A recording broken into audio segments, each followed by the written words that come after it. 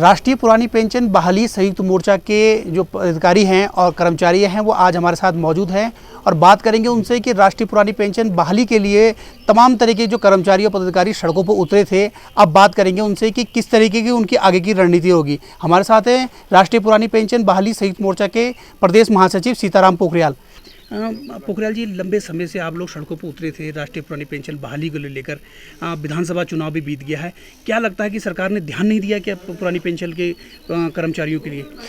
निश्चित रूप से जो पुरानी पेंशन का मामला है 1 जनवरी 2004 को पूरे देश में बंद हुई और 1 अक्टूबर 2005 को उत्तराखंड में पुरानी पेंशन व्यवस्था को बंद कर एनपीएस जैसा एक काला कानून हम पे थोपा गया। तो हम उस समय क्योंकि नए हम कर्मचारी थे और उस समय हमें उसकी जानकारी नहीं थी, क्योंकि जो हमारे वरिष्ठ जो हमारे साथी थे उनके द्वारा कहा गया कि एनपीएस में बहुत काफ़ी फ़ायदा होना है और कई चीज़ें हमें उससे लाभ के बातें बताई गई। परंतु जब धीरे धीरे 10 या 12-15 साल बाद आज हमारे साथ के जो कर्मचारी शिक्षक अधिकारी जो सेवानिवृत्त हो रहे हैं, जब उनको 1000 रुपये या 900 या 1200 तक भी पेंशन मिल रही है और वो पेंशन भी लगभग 2-3 साल उनका चाहे RSC फंड हो चाहे SBI फंड हो, जो भी फंड में जहाँ पैसा लगा है उनमें जब बहुत प्रयास करना पड़ रहा है तब उसके बाद उनमें वहाँ का पैसा भी हमें वापस मिलने की मैंने बहुत कम उम्मीद है और 800-900 पेंशन मिले, तब हम उसके बाद आंदोलन के जागे हैं।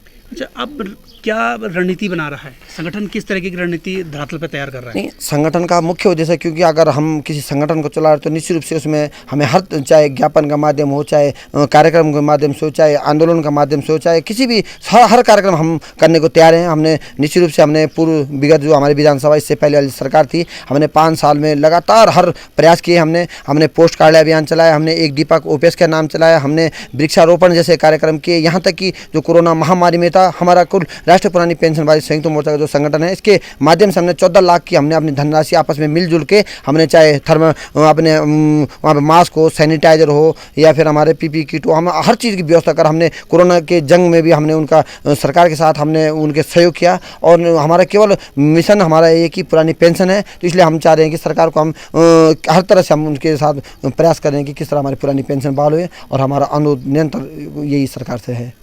तो हमारे साथ सीताराम पोखरियाल जी थे, अन्य कर्मचारी भी हैं, उनसे जानेंगे कि अब बुढ़ापे को लेकर उनकी क्या चिंताएं हैं। आप लंबे समय से अपनी सेवाएं दे रहे हैं, अब लगता है कि बुढ़ापे को लेकर आप चिंतित हैं? बिल्कुल चिंतित हैं सर इसमें, क्योंकि आजकल हम देख रहे हैं कि जो भी एनपीएस से रिटायरमेंट हो रहे हैं उनकी पेंशन ज़्यादा से ज़्यादा 1000-500, इससे ज़्यादा कुछ नहीं हो रही है। और ये भी देखा जा रहा है कि जो पुराने कर्मचारी थे उनके रिटायरमेंट में लगभग 30 या 40 हज़ार से ऐसे रिटायरमेंट पेंशन मिलती थी, जो आजकल हमें नहीं मिल रही है। तो इसलिए हम अपने बुढ़ापे के लिए चिंतित हैं। पोखरियाल जी, अब नई रणनीति क्या होगी?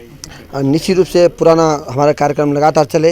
हम यहाँ तक कि उत्तर प्रदेश के माननीय लोकप्रिय मुख्यमंत्री आदरणीय योगी नाथ जी उत्तराखंड भ्रमण पे थे, हमने उनसे भी अपने आग्रह किया, राज्यपाल महोदय से हमने अपना आग्रह उनका किया और तमाम विधायकों का हमें समर्थन है। वर्तमान सरकार में भी जब भारतीय जनता पार्टी सरकार थी उसके लगभग हमें 12 विधायकों ने विधानसभा चुनने से पहले हमें आश्वस्त किया कि विधानसभा चुनने के बाद हम इस पुरानी पेंशन को अपनी मांग समझते हुए इस पर सकारात्मक कार्रवाई करेंगे। तो कहीं ना कहीं सरकार भी सकारात्मक पहल में है और हमारा निश्चित रूप से माननीय मोदी जी जिस तरह धारा 370 और अयोध्या जैसा विवाद सुलझा सकते हैं, तो पुराने हम लोगों का भी एक लगभग 80 लाख कर्मचारी हमारे पूरे देश में है, तो हमें भी विश्वास है कि ये जटिल मुद्दा सुलझाएंगे। साथ ही हम हमारा एक पुरानी पेंशन के समय पेंशन प्रकाश यात्रा का 27 तारीख से हमारे कार्यक्रम आयोजित किया गया है और उसमें हमारे तमाम पूरे राज्य के 13 जनपदों में हमने ये अपना जन जागरूकता अभियान चलेगा और इस कार्यक्रम में हमारा मुख्य उद्देश्य यही है कि हर एनपीएस कर्मचारी को इसमें जागरूक किया जाए और सरकारों को भी अपनी आवाज़ उन तक पहुंचाने का हमारा प्रयास इस कार्यक्रम के माध्यम से किया जाएगा। धन्यवाद पोखरियाल जी। तो एक बार फिर कर्मचारी वो सड़कों पर उतरेंगे और जन जागरूकता कार्यक्रम के तहत नए जो सरकारी नौकरी पे युवा जुड़े हैं उनको जागरूक करने का काम करेंगे। न्यूज स्टूडियो से पौड़ी से प्रदीप नेगी की रिपोर्ट।